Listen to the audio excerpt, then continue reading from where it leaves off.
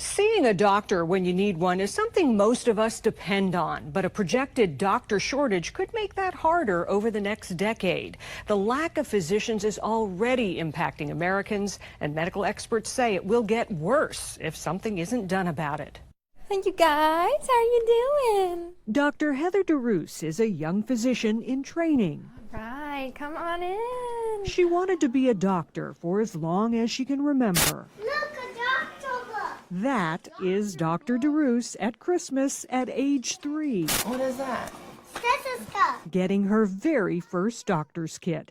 I couldn't imagine doing anything else. It's really just the best job in the world. After completing medical school, Dr. DeRoos matched for a pediatric residency at the University of Virginia Medical Center. But not all med students are so fortunate. It's devastating. These people work so hard. We've all worked so hard and want this so much. And there's patients that need to be seen, yet we don't have enough spots for them.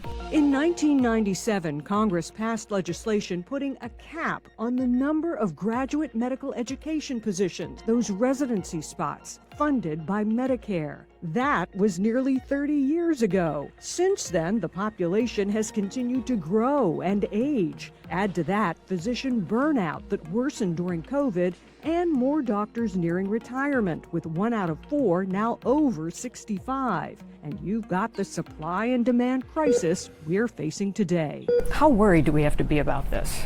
I think we should be very worried. I mean, our health depends on us having enough physicians, and we don't have enough. Michael Dill is a senior data analyst with the Association of American Medical Colleges. And according to their latest estimates, America faces a projected physician shortage of nearly 100,000 doctors nationwide by 2036. Demand is going up and up and up, and supply is not keeping pace. And a big part of that is because of limits on the training capacity to produce new physicians. The top 5 states expected to have the worst shortages by 2030: California, Florida, Texas, Arizona, and Georgia.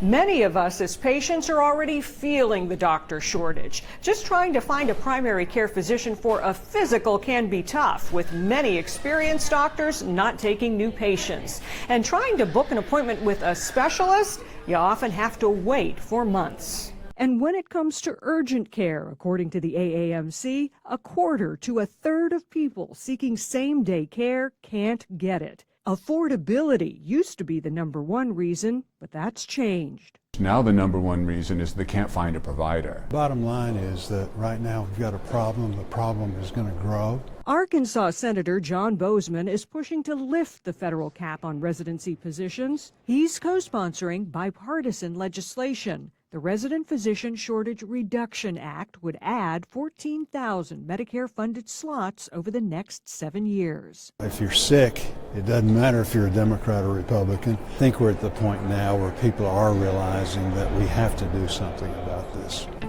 Time is a concern. It takes about a decade to train a doctor, and with the shortage now, young physicians like Dr. DeRoos are already facing long hours and an ever-increasing patient load. Medicare pays about $16 billion a year for residency positions nationwide. Hospitals and states also contribute and have paid an increasing share in recent years. Now, Congress did take a small step to chip away at the shortage during COVID.